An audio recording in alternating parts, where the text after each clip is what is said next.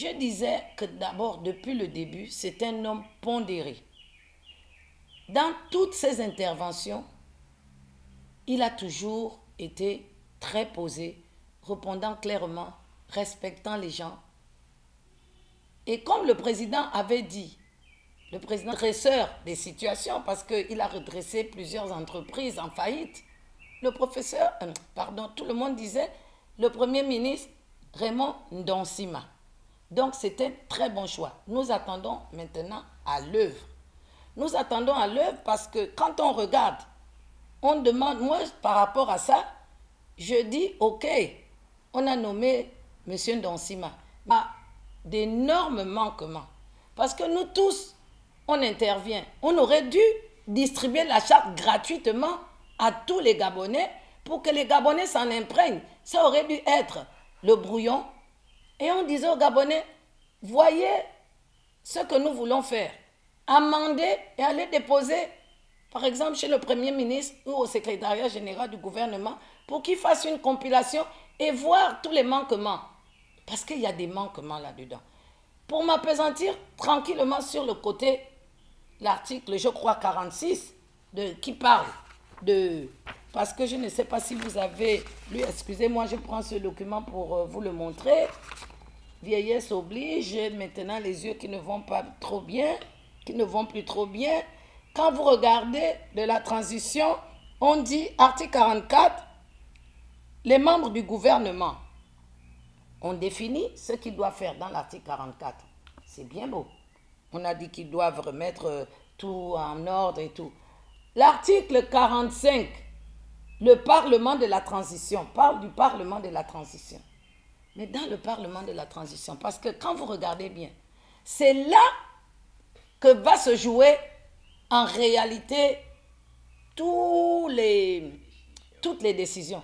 Parce que s'il faut revoir les textes, tout a été mis à plat. C'est au Parlement qu'il faut envoyer des vrais techniciens et des vrais expérimentés. Tout le monde parle au gouvernement. Le gouvernement, bon, la diaspora, la société civile, tous ceux qui veulent rentrer au gouvernement, bon, ok, ils vont les mettre. Mais il faut que le peuple gabonais, que toutes les composantes du peuple gabonais soient se reconnaissent, donc élaborent cette charte.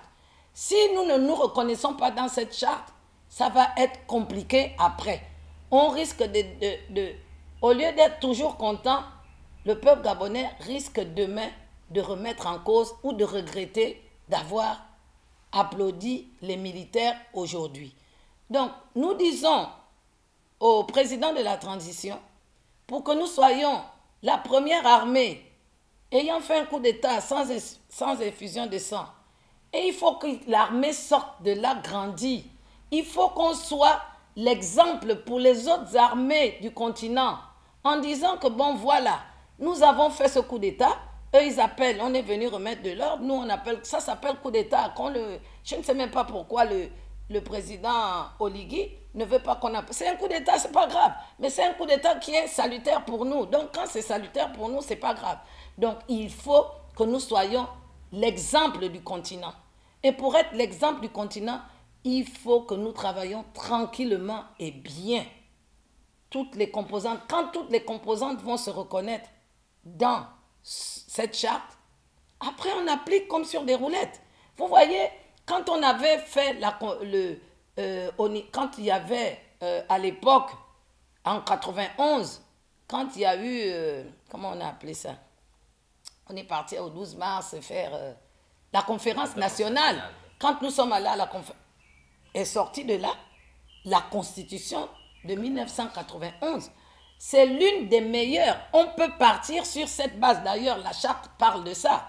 Mais partons sur cette base et actualisons-la. Et là, toutes les composantes se retrouvaient dans cette constitution, au travail, à l'élaboration de cette constitution. Mais qu'est-ce qui s'est passé? C'est en 1994, quand ils sont partis aux accords de Paris en France, c'est là-bas qu'ils sont allés déranger cette constitution de 91. Ils sont allés tripatouiller comme d'habitude avec ce qu'ils ont appelé les partis politiques. Parce qu'aujourd'hui, quand vous regardez bien, la majorité de ces partis politiques ne sont pas des partis politiques. Moi, je pense même que le président doit mettre tout ça à plat. On doit recommencer et nous donner les critères.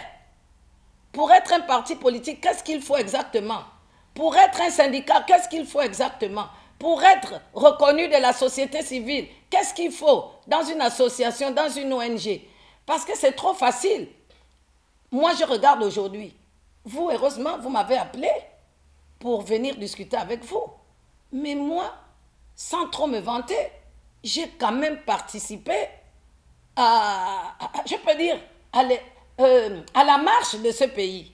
Mais comment se fait-il que quand on part discuter des choses du pays, je ne suis même plus consultée, même en tant qu'individu.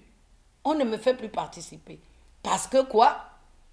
Je ne suis plus dans les syndicats. Ils auraient voulu que je reste vitam aeternam au syndicat. Ils auraient voulu que je reste vitam aeternam membre du gouvernement. Non.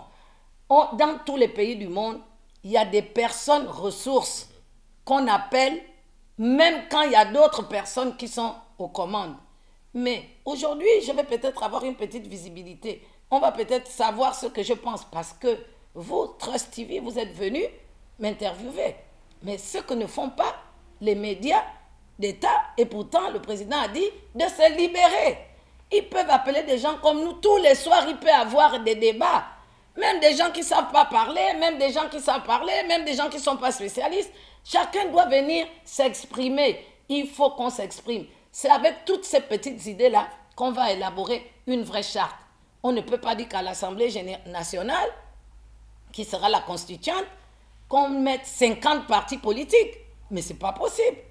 Pourquoi 50 partis politiques et 20 personnes qui viennent de toute la composante nationale? Non. Les partis politiques, c'est qui? La preuve, même quand on a proclamé, quand le CGE a proclamé, on a parlé qu'on voyait que 2 personnes. Ali Bongo et la plateforme Athénance à travers Ondossa. Les autres, même nous-mêmes qui avons triché, qui nous sommes arrogés les points, même avec les partis qui nous ont aidés, on leur a donné 1%, 2 fois 0%. Ça veut dire qu'on ne les considère pas. Donc, la vérité, ça veut dire qu'ils n'existent pas. Il faut qu'on arrête avec les faux partis. Et ce n'est pas ces faux partis-là, ou ces fausses associations. Parce que la majorité des partis qui étaient dans la majorité, ce sont les partis qui travaillaient déjà avec nous. Donc, à partir de ce moment-là, il ne peut pas dire que ce sont eux qui vont aller rediscuter, mais ils vont aller remettre les mêmes bêtises.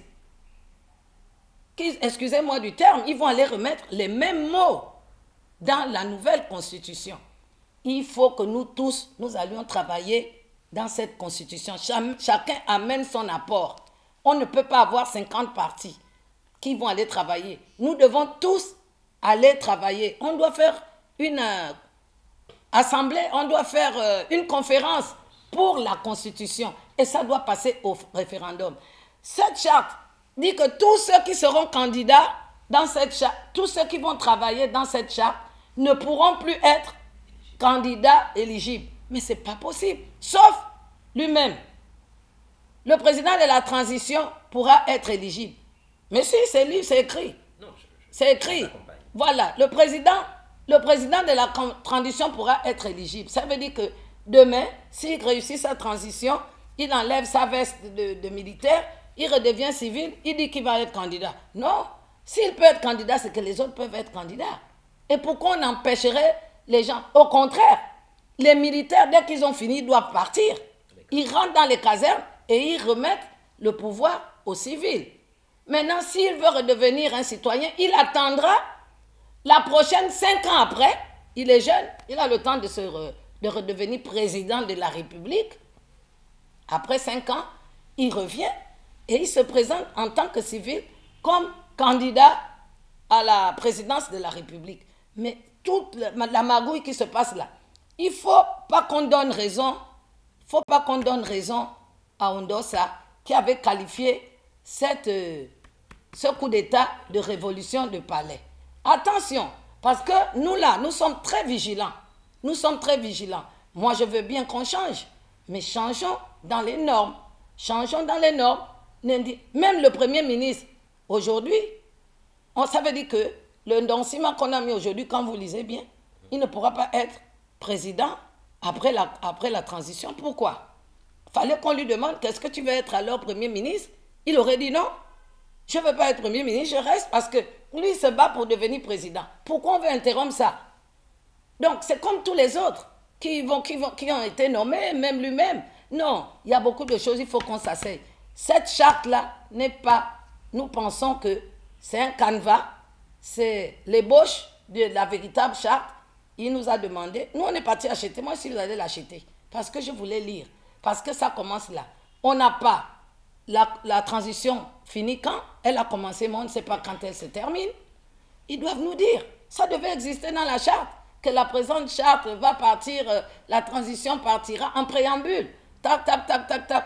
Je ne parle pas des petites coquilles, des petites choses qu'on a employées, on emploie, on mélange, on dit les militaires, après on dit les gars. Bon, ça c'est un détail, c'est rien du tout. Mais le vrai problème, c'est la Constituante, l'Assemblée nationale et le Sénat. Encore que le Sénat, on aurait même pu s'en passer. On aurait dû rétablir le Sénat un peu plus tard. On aurait dit, pour la transition, on ne part qu'avec l'Assemblée nationale. Et c'est là qu'on prend les gens pour travailler. Quitte à ce que ceux qui vont travailler la nouvelle Constitution rétablissent ou pas le Sénat. Parce que si nous repartons avec les mêmes, comment on appelle ça, les mêmes désignations que nous avons critiquées dans l'ancien régime, si nous les remettons pour la transition, on n'aura rien changé. On va repartir. Vous savez, j'ai entendu hier dans une des radios quelqu'un qui disait « Oui, il ne faut plus qu'on mette les anciens parce qu'ils sont déjà riches. » Vous voyez comment certains Gabonais pensent. Ils pensent qu'on part s'enrichir. Donc, ils ont encore 56 ans là. Ça ne va pas partir en 7 jours ou 2 mois ou 2 ans, hein, même 2 ans de transition. Et on lui demande pourquoi. Il dit non, il faut nommer des autres, certains qui n'ont pas encore été ministres, comme ils n'ont pas encore de maison, eux aussi, ils auront la maison. Ah bon?